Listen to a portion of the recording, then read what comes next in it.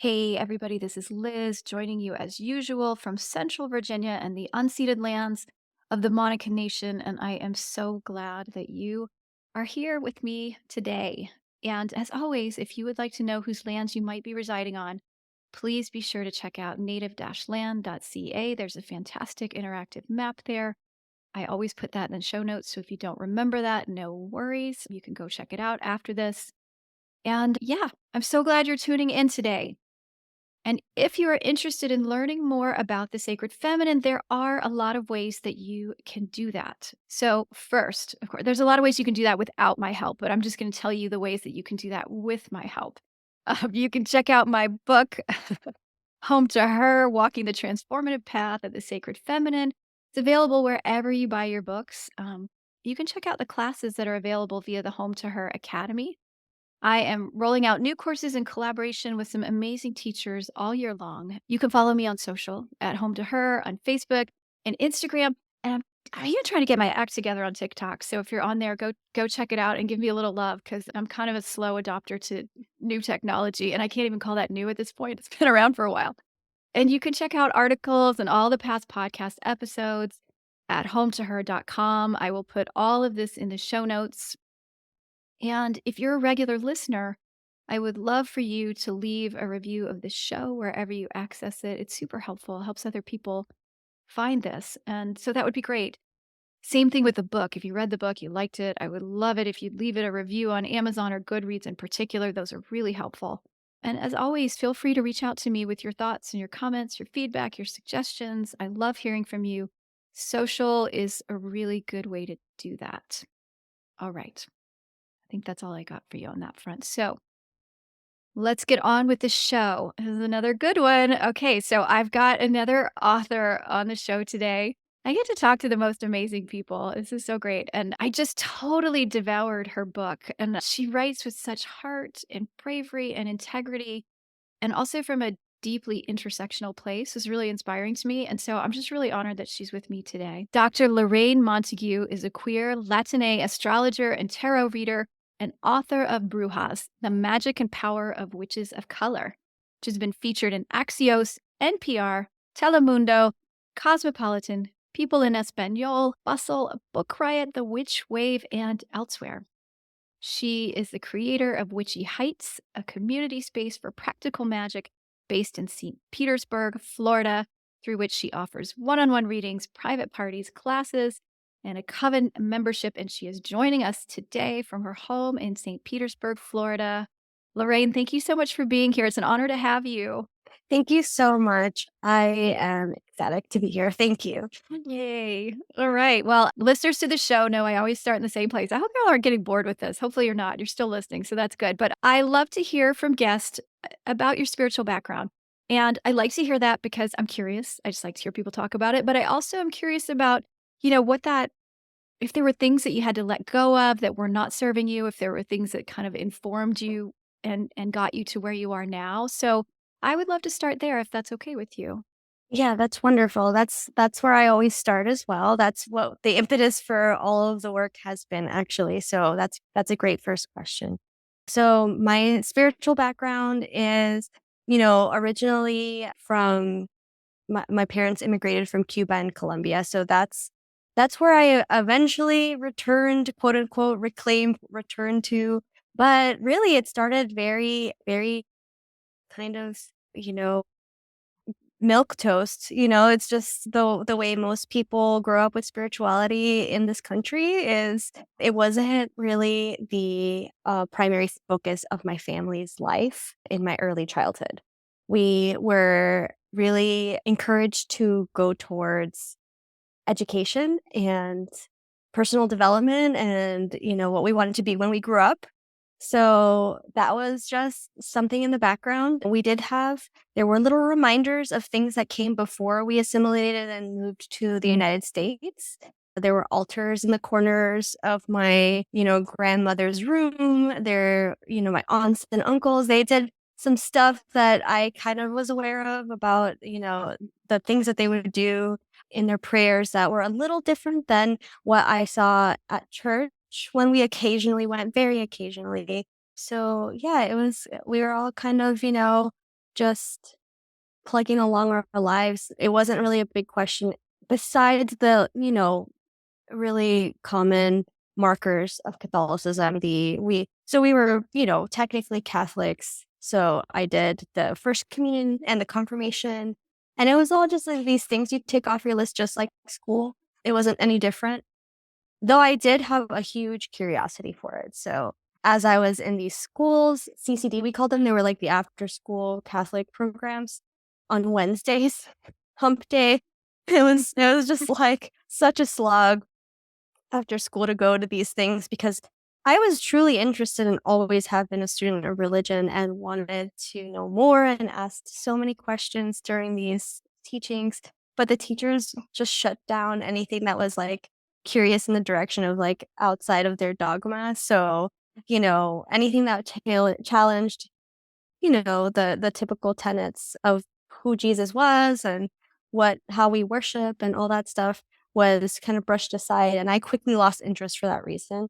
I might have been the most astute, like, dedicated student if it weren't for the fact that they just obviously were, indoctrinating us, and I was kind of aware of that from the moment I started on that path. So, I just did it kind of grudgingly, just like school, the subjects you don't like, you know? And just like the subjects I didn't like in school, it wasn't that there was no curiosity, it was that curiosity wasn't nurtured by those teachers. So, Mhm.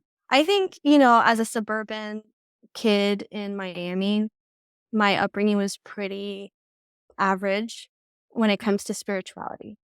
So the moment that changed it all for me was when I started in adolescence seeing strange things in my room. And that's dum dum dum. I know, and now you just gotta keep going because we can't just, like, breeze past that, and I mean, Mhm. you write about that a lot in your book, but, yeah, so talk to us about that, yeah. Yeah, and now it's, commonly known as sleep paralysis. I would say that that's like the general category that this falls under. It's that sensation of being paralyzed in bed, but you're fully awake. Your mind is actually fully awake, but your body hasn't yet been released from the REM cycle paralysis. And so in those moments, I would see these visitors in my room, and some of them were very menacing in the corners, these dark shadows. I was, filled with so much fear in those moments when this would happen. And I had no idea it was a common experience until later in life. Actually, every time it would happen, I would kind of forget right away because, I'm a kid and I got other things to think about, just my friends and the books I'm reading and whatever, being outside. So as soon as I would wake up, like, as far as I can tell, like looking back on this, I don't think I dwelled on any of it, but it was occurring fairly frequently in adolescence and it continued into my early 20s. So, and mid 20s and then late 20s. And it would come back with full force at certain periods of my life. I think it was the periods where I was most stressed out or least centered. But it definitely started in adolescence, which is the first time that you feel, I think, completely out of whack with your body. Things are just shifting and you have so many questions and no answers. And yeah, I was just experiencing this stuff. And the only time I ever asked anybody about it was my grandmother when I was maybe 15 or something. I asked her because she was a spirit medium in Cuba and she had let go of her practice when we moved to this country and never talked about it, just kept it under lock and key. And just like many Cubans of her generation, the first generation to immigrate to this country, a lot of them don't speak of the before times. They didn't speak about the times before the revolution. They're just all about making a new life here and also pushing education and career and all that kind of stuff. Capitalism.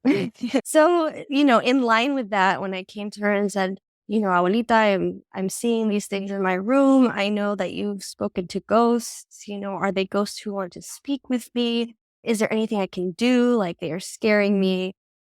And she just said, close your eyes and pray them away. Pray to Jesus, right? So it was kind of like that dismissive quality that I found in the teachers. And I was so disappointed because I thought, like a lot of kids do, like I was on the brink of some magical door that would open for me. And then I would get all these answers and I would understand where I was in the place of all of this. And if I had any powers, you just want to have powers when you're a teenager, right? So, because you feel so powerless and in so many other ways. And so it was really disappointing. But I did actually take her advice and do that and pushed it away and filtered it out as much as I could. It wasn't until many years later when they would return with full force in my late 20s that I started to really ask myself what this was and investigate it in within my larger work as an academic, which was like the little seed that led me here. Okay, so what did my grandmother practice before she came to this country? What was that? And I learned about Espiritismo, which is a brand of spiritism that is very parallel to the kind of spiritism that was happening here in the turn of the 20th century. And, the parlor seances, that kind of thing, which Yeah. has just, influenced me my whole life. I'm sitting in a parlor kind of that I would imagine was like kind of looks like that Victorian spiritualist parlor thing, I've always wanted to honor my grandmother in that way, even though she gave it up herself. Well, yes, and I was gonna say, it sounds like you and I feel like this is sort of a theme that I wanna touch on, so maybe we'll go there or not right now, but it sounds like you called it sleep paralysis in the beginning, but now you're also tying it back to this, this thing that's part of your lineage, right? And so, I mean, how do you think about those encounters now? How do you understand them where Yeah, you're I at in this moment? it's so interesting. I'm of a divided mind about it. To this day, I don't quite know, but my scientific and academic mind says, okay, this is a thing that you have found since then. Happens to a lot of people, actually. It's super common. My mom has an undiagnosed narcolepsy that she has suffered her whole life, and she would like fall asleep at the wheel, and like she would wake up with night terrors and screaming, and I am biologically very similar to her, so and I find that I am, like, a very sleepy person and kind of fall into, like, these little trance states very easily, fall asleep very easily, and hallucinate and see visions, very, very easily. And that's all part of the diagnostic. If you were to look up like narcolepsy and sleep paralysis related to that, that's all part of that language. And we tend to see very similar things across cultures, which is interesting. So that's the part that's like, there's got to be something for me that is mystical about all this, knowing that it's an observable phenomenon, or not observable, but it's a cataloged phenomenon that happens to a lot of people, doesn't take away from the mystery of it for me. It just means that it's even more mysterious because so many people are experiencing it. So what is that? And so, Yes. so the spiritual part of me is, just attracted to this idea that it is some sort of thread to the past in some way that I don't quite understand, and that my grandmother figured out a way to harness it, and communicate and be a bridge between what she was seeing and experiencing, and the people who came to her. And I never took the route of training that. I There's all sorts of mediumship training that you go through, but that's just never been accessible to me.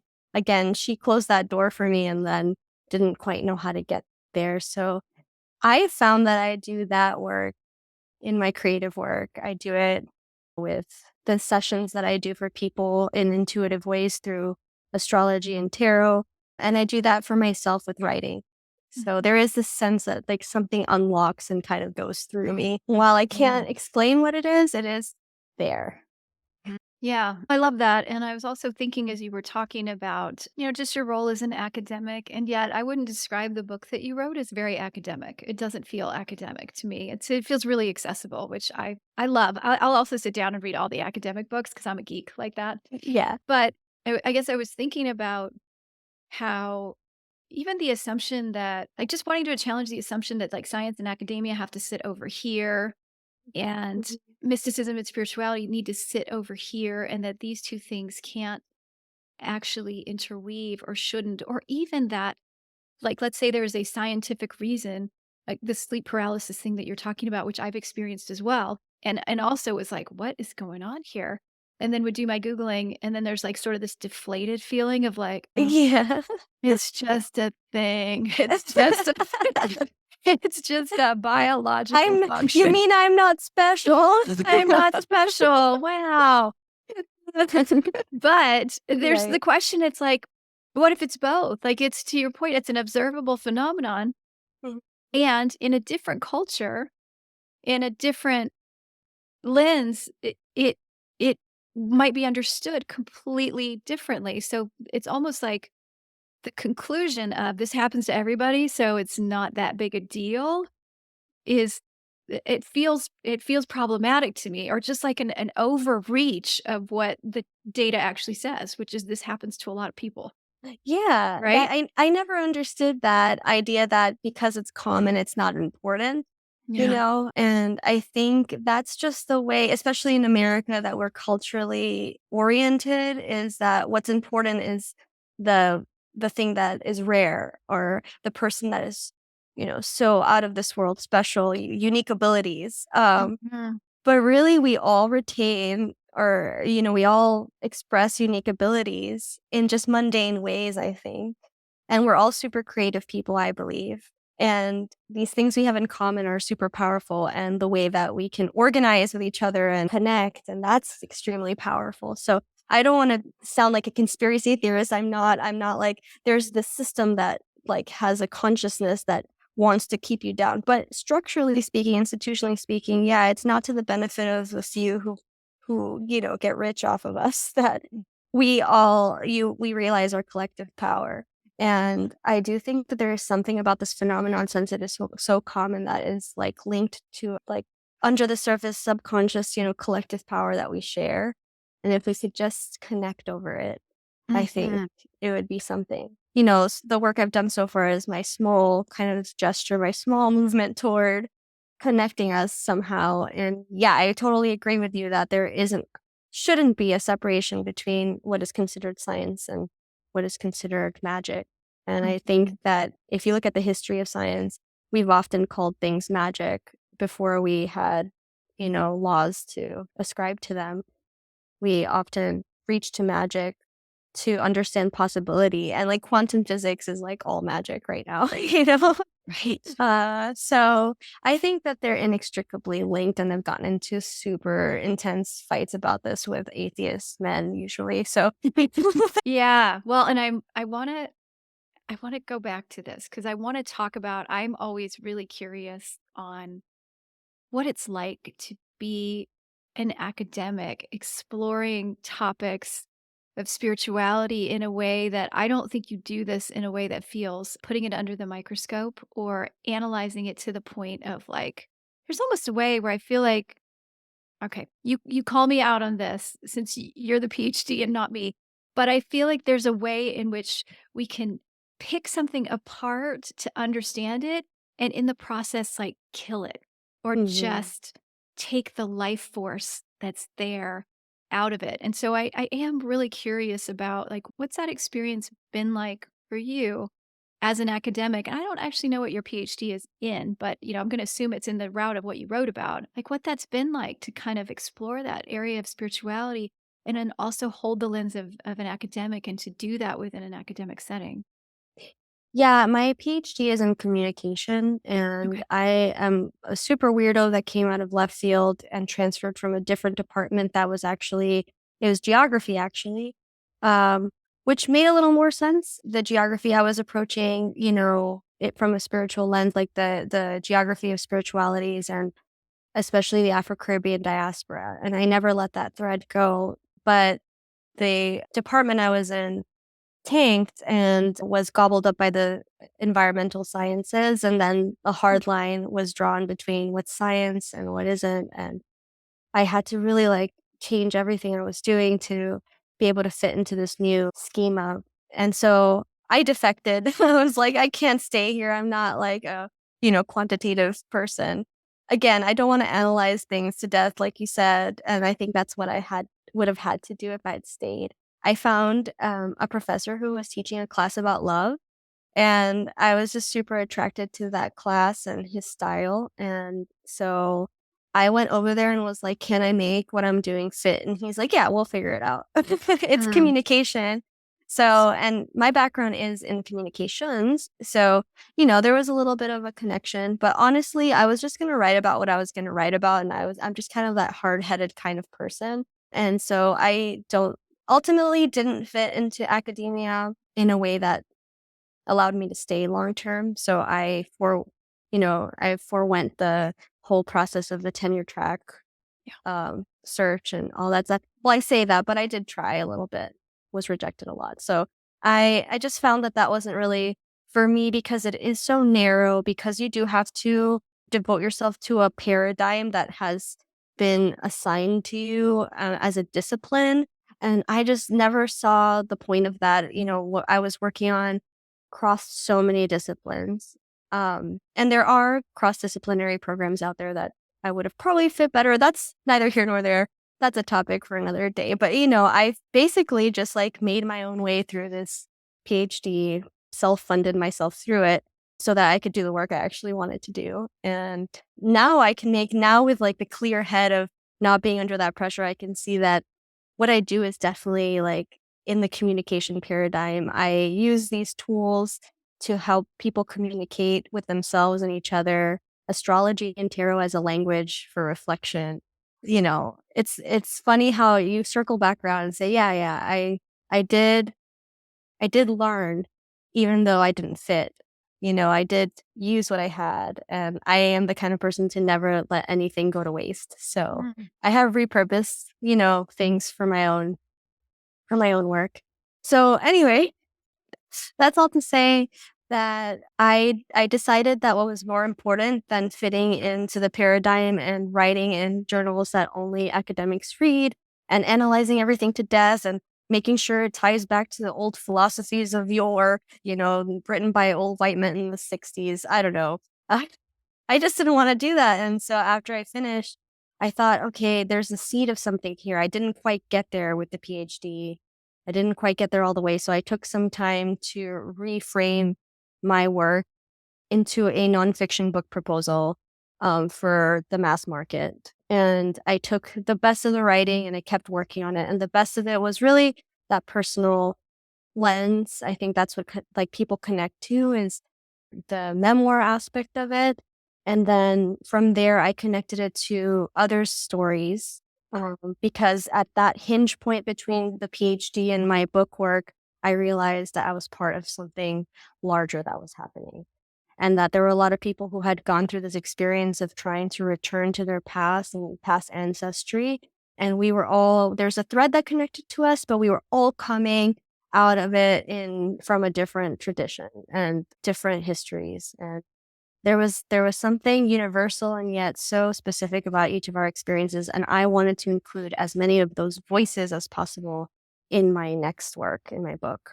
So that's what I set out to do for years. After post PhD, I was interviewing people around the country. The pandemic happened, and that put a wrench in things, but in some ways it was wonderful because people were connecting online like never before. Yes. And so it was actually quite easy, more accessible for all of us to like meet via Zoom and have these conversations. And so each chapter of the book is one of their stories. And I really kept to the story format, the first person or like just their story in their own words.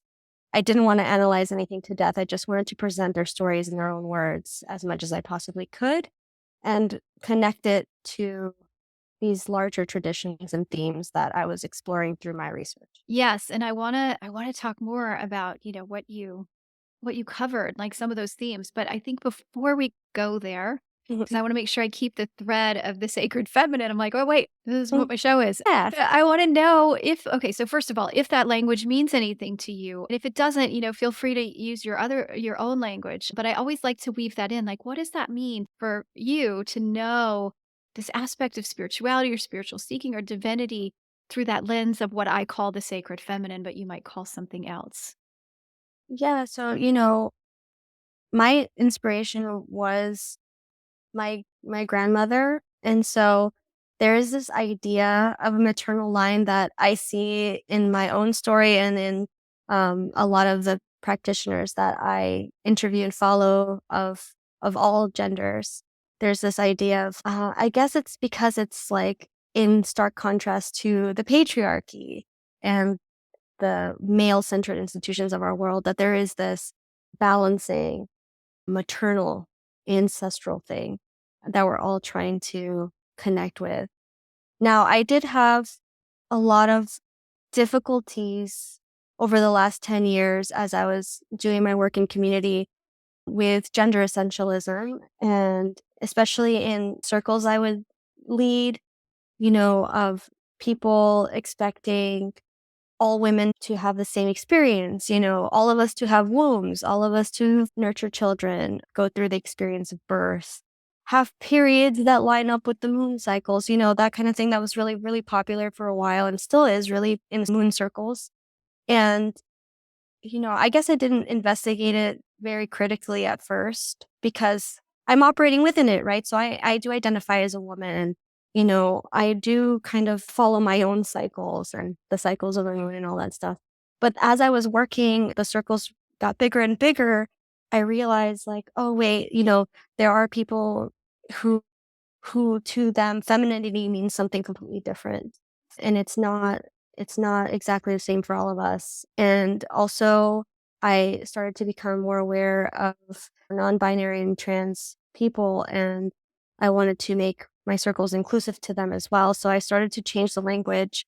And because of the way other people were using sacred femininity, I started to, like, shy away from it because I didn't want to be seen as someone who is perpetuating stereotypes about what it is to be feminine. And so it was tricky for me, but I've since come back around. Now that I'm more confident in what I do and my beliefs, I have come back around to my own spiritual practice of femininity, and I I do really connect to some divine beings in mythology that are feminine beings. And so I think that I'm re-entering it through personal practice again, and I'm still a bit hesitant about the way that I teach it. If that makes any sense? Mhm. For sure. Yeah. It's funny, I get so stubborn. I'm just noticing this in myself, is stubborn around the language of the sacred feminine Mhm. because almost because of what you're saying, because I don't want it to be co-opted by this gender essentialist view. I'm like, "No, damn it, you don't get to Yeah. take this from me, and I will Right. tell you what I mean by using this language, and you don't need to use it. Yeah. You say it however you want, but you don't get to take this. Like, it's not okay to turn it into something that I feel like, and from my perspective, historically is just not even accurate. It's not right. It doesn't even align with what's out there. Ooh, I can feel myself getting all feisty Yeah, even as I I say like this. it. I like that. The Uh, fire, yeah, yeah. So, anyways, I mean, what you're saying resonates. And I too have this hesitation around the language or something that's like, I want you to know that that's not what I mean. And I want you to Mhm. know it right from the get go. And I want the words and the language so that you know that right from the get go. Like if you see what I'm doing, like you know immediately it's not this exclusionary thing. And this is actually bringing up a conversation that I had with the two hosts of the Missing Witches podcast. Mhm. They've been on the show twice, and we had this conversation around the language, the sacred feminine. And I was like, I don't know, it was a tricky, thing. And Amy Torak was like, "Well, why don't you come up with something else? Like people are making up words all the time." And I was like, "Oh, you're right. Maybe I could. I have yet to do that." You know what I mean? And then the stubborn part of me is like, "Well, I don't wanna have to. I wanna use this language because patriarchy has given us shit options in terms of language," you know? And so I kind of wanna reclaim it and use it the way I feel is right. But anyway. Yeah, I think that there's something to that because if we water everything down because we're scared of being canceled, for lack of a better I feel like that's what we're really scared of, right? It's like, you know, not just being canceled, but just not connecting to people that we would otherwise connect with because we were using certain language that might exclude them. I I think that patriarchy wins because ultimately then everything that we were trying to do just gets, swept aside because it's not perfect. And the fact is that nothing we're doing is perfect, and it never can be, but we can continue to kind of, and this is something that I also talked with Amy, the Missing Witches podcast with them. We bumble through things, we we're figuring out as we go along, and it's okay. And so I obviously am operating as, well, not obviously, I do identify as a woman, and my client base is largely women, and so, yeah, we're doing something here with the feminine, but I would like to, maybe as I move forward and talk to people, I've started a coven here, and that's historically, very female. I would like to invite the idea that this is larger than our bodies and how we were and what we were born with, and that whether you identify as a male or a female, and whether you were assigned female at birth or have come to identify as female later in life, or whether you're non-binary or cisgendered, there is this pull towards what flows. There's a pool. We're all coming together because we're attracted to some force that flows among us, that's in response to or outside of the rigid institutions that we come from, and like the restrictive forces. And I think astrology helps me the most with this language because I think of the patriarchy and the structures and the restrictive nature of things as Saturn. So that's how Mm. I talk about it to people, as Saturn's the daddy of the zodiac. And there's, Saturn ruled women out there, and there's Saturn ruled men. And then there are other forces in astrology that connect more to the nurturing flow of things. And we need both. This is our world is both things. It's manifest reality, it's structures, but it's also those are the containers that hold our spirit. And so I think what brings us together is that spirit. However, we each experience it, that's all ever flowing. That's the mystery of things. And the Saturn is kind of like what we were talking about before, is like the science and the Mhm. explanations. And we do this dialectic all the time between these things. And I think that we need both of them. Mhm. So, I think I do, like, in equal measure focus on both, and because I'm a Gemini and I'm, Mercury person, and that's the Mercury is the go-between, so, right, Mm. it, like, retrieves lessons from each way of being, Yeah. but ultimately, yeah, why do people come to me? Why do people come to this work, the work that you do, the work that I do, these books, out witchcraft, why do people come to it? And I really do think it's, like, an attraction to a force that we can't catalog, we can't observe fully with our five senses. Mm. There's something else. And I guess if I were to call anything sacred feminine, it would be that. Yeah. Oh, I love that. I really do. I was thinking that as you were saying that, I did a talk at my former alma mater a few weeks ago, and was like you have to. I'm sure you found this. You revisit your own material enough that it starts to make sense to you in a different way, or you're able to communicate it in a different way, right? I don't know if Mhm. you feel that way, but that's how Oh, I felt. totally. Yeah. Yeah. Yeah. And one of the things that I found myself wanting to say that I don't say in the book is that any picture that we have of spirit or God that is just one expression is incomplete. Like it's just incomplete. And so for me, the reclamation has been the feminine, right? Because I grew up in a Southern Baptist household. So Mm, God was a man. I mean, there was definitely no questions about that. So that piece was like the first one that has shown up really, really loud, and it's almost like she's just kicked the door open, and it's been like, "Yeah, but it's everything. It's trees outside. It is the bird. It's the wind. It is like the blood rushing in your body. Like that is spirit, you know? So any vision that we have of divinity that doesn't include all of that is just not complete, I think. And so what I wonder about is Is the flowing piece for me, or like the God in all things, the feminine, or is she just the door kicker? Like she just the one who's like, Mhm, let me open the door so that you can see all this. I don't mhm. know. I don't think I have to know. I mean, whatever. She's got a great role no matter what. But Yeah, it's a mystery. yeah, it's a freaking mystery. Yeah, I think that, from my experience using astrology primarily as my mode with clients, there are so many archetypes out there, and we connect with certain ones at certain parts of our lives, Yeah. and because we are born into these bodies that have these dongles and bubbles and The perfect way to say it. just to be silly about it, like we throughout history, throughout cultures have projected our form onto things. Yes. So I do Which is think all that we can really do, right? it's Like, I mean, all we right. could do. Yeah. Yeah. Yeah.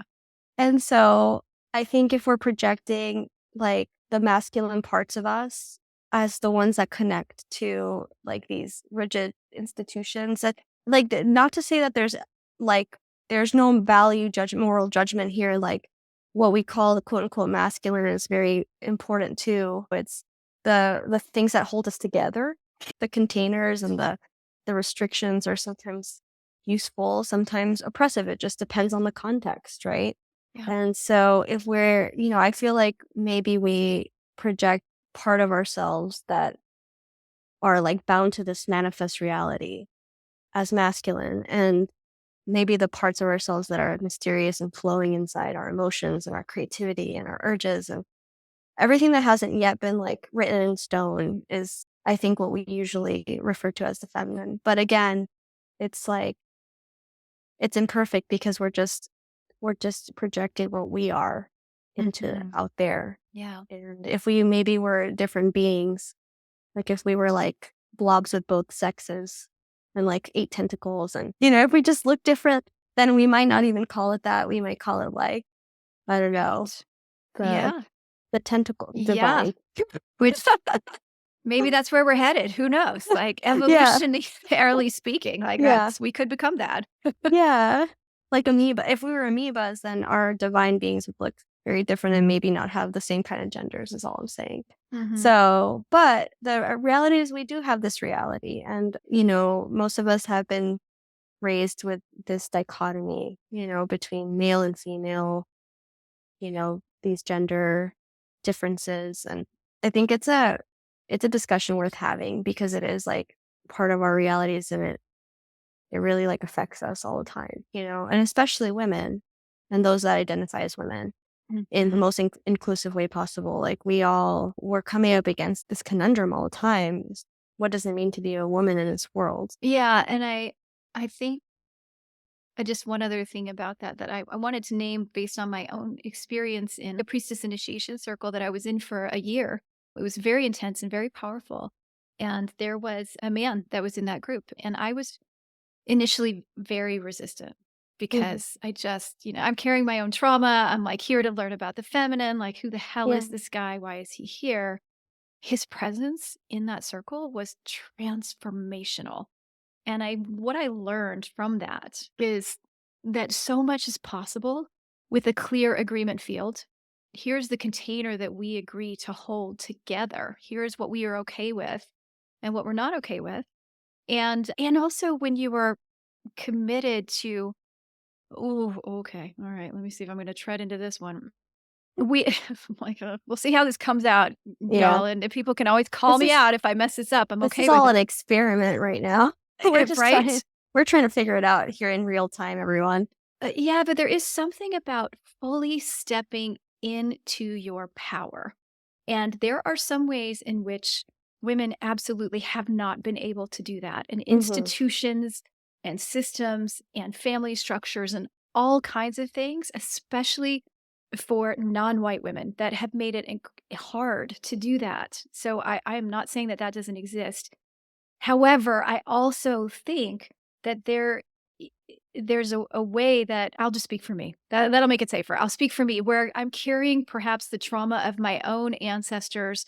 I'm looking around at the world and I'm thinking that I actually don't have as much power as I do, or that there are systems that are in place that are holding me back that I haven't pushed at hard enough to be like, is this really true? Do I have more agency right in this moment than what I've told myself that I have? And I think as a white woman with well educated and money, that's absolutely true. Yeah. And so to be in a container like this priestess circle, which is all about stepping into your full power, and to be like, no, there's a clear agreement field. So we all know why we're here, and I'm going to hold it just as much as everybody else. Then suddenly there's safety and there's just possibilities kind of exploding everywhere that I never imagined. And it was beautiful and so incredibly empowering. And now you Yeah. can tell me if I stepped in it or not. No, I don't think you did. So I think the important thing there, like the word agreement is what stood out is, are we all okay with this? I do really believe in the power of exclusive spaces that are agreed upon for just, one group of people. So like a woman only space that is held sacred, gay only spaces, people of color, black only spaces. Yep. I believe in the power of those spaces, and I respect the exclusivity and like that I don't belong in some of them. And so I would have questions for the man that was in your circle for sure. Cause, but if it was agreed upon by every member there that it was okay, then it's okay, right? But there are places, circles and in places where it is more exclusive. And in the spiritual world, there are like traditions that are closed, Yep. and I write about those. And, I Yep. think it's important to respect people's boundaries around there, because a lot of power does happen within those groups when they don't have the outside eye, and Yep. like when everybody identifies as the same community. Yep. And of course, we all come from many different communities. I'm not just a woman, I'm a Latina woman, I identify as a witch. I'm of a certain age group. So there's just so many different floating Yeah. identities. And so it's never gonna be perfect. Just because you're in a room with only people who identify as women doesn't mean that it's a homogenous group by any means. I guess it's complicated, but I think consent and agreement is important, is everything. You Hmm. know, what are we doing here together? And are we all like committed to Yep. this? I think is the most important thing. And as I go forward, though, I used to do women only circles, and, women only circles that included anybody who identified as a woman. I have since opened it to anyone, because I think that whoever is being called to come to my groups should be there. And what connects us and our commitment and our agreement is to what we're doing there and accepting each other in all of our differences. And can we call that kind of mode sacred feminine? I don't know. Can we? I mean, Maybe. Yeah. The witch. yes. Yeah. The witch is like, archetypally feminine. Hmm. And it doesn't mean you can't be a male witch. There's lots of male witches. Yes, and this is the big lesson for me that I have attributed to the sacred feminine Mhm. is the idea of yes and. Like, just Yeah. stop with the binary either or. Like, Yeah. it's yes, there's some truth there and there's some truth here, and, like, Yeah. let's just let them multiply. Instead of trying to put it under the microscope and just pull it down to its smallest parts, like, just keep, like, letting it get bigger. And, Yeah. and, like, let us stretch, like, our containers just keep going bigger, bigger, bigger so we can hold all of it too rather than, like Yeah. that's the But opposite of Saturn to me, yeah. right? Yeah. Yeah, it's a malleable growing network.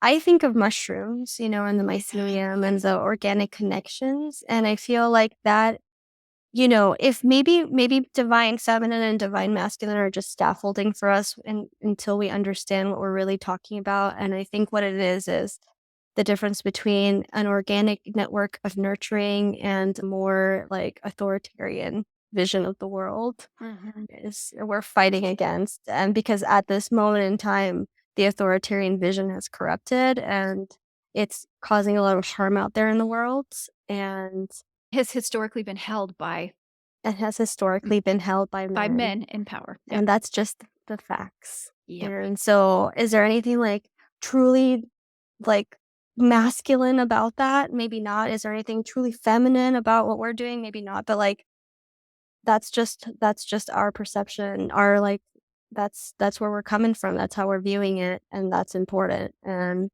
so we can't throw it away just 'cause it's not perfect, Yes. because it's doing good work, and there are always going to be missteps, like, we're gonna step in it, we're gonna do it wrong, like, we're gonna exclude people and, like, harm people sometimes accidentally, hopefully accidentally, and hopefully we can reflect and, like, make amends and carry on, instead of throwing the baby out with the bathwater and saying this whole experiment is wrong and let's just shut it all down. Like, there's still something that pulls us together in this kind of way that keeps attracting us to each other in this kind of way. Circles instead of hierarchies. Mhm.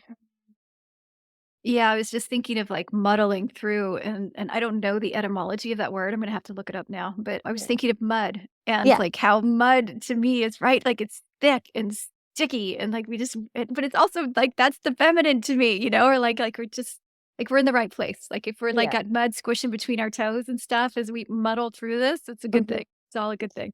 Yeah, and I think of organic and what's happening under the surface, and our muddling through is, disturbing the ground, and then maybe something else might come out of it because we're Yeah. stimulating something Yes. together. And Yes. yeah, I was just part of a protest this last weekend, For the Gaza. international protest for Gaza, and Same. just saw, like how we're all doing that. We're feet on the ground, muddling things up, not really understanding everything, but maybe we're not even all on the same page, but we're together. Well, and this is I love how these conversations flow because sometimes it just requires I feel like it requires nothing of me except just to show up and, like, engage. And so this tees up, I think this is perfect with the last question I want to ask you, which is about like you really talk about sacred activism in your book, and that deeply resonates with me. Like that for me is part of the work of the sacred feminine. It is not just let me buy a bunch of crystals. And no offense to people who love your crystals. I'm not dissing you, but it is not about um, just personal development. Like, let's make me feel good about me, and I'm going to stop there. Like, I really think it's about how does it ripple out into the world.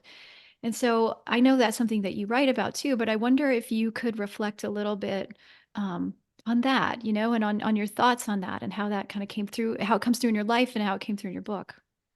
Yeah, I call it spiritual activism, and I Yes, thank think, you. Yeah. yeah, and same thing, sacred activism. Yep.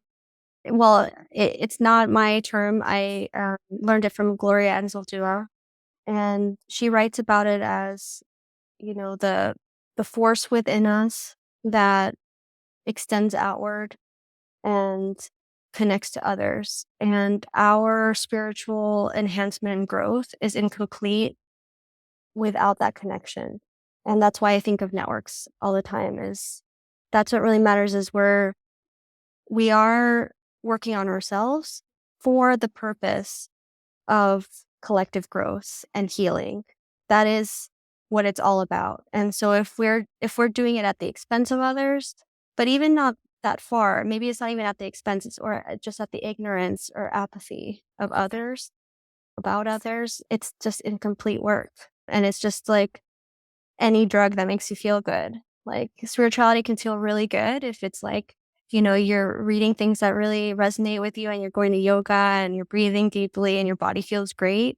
But it's also hard work because you're like illuminating your baddies and the patterns of the past that might be detrimental to you. And, we talk about this as shadow work that we've kind of taken that from psychology.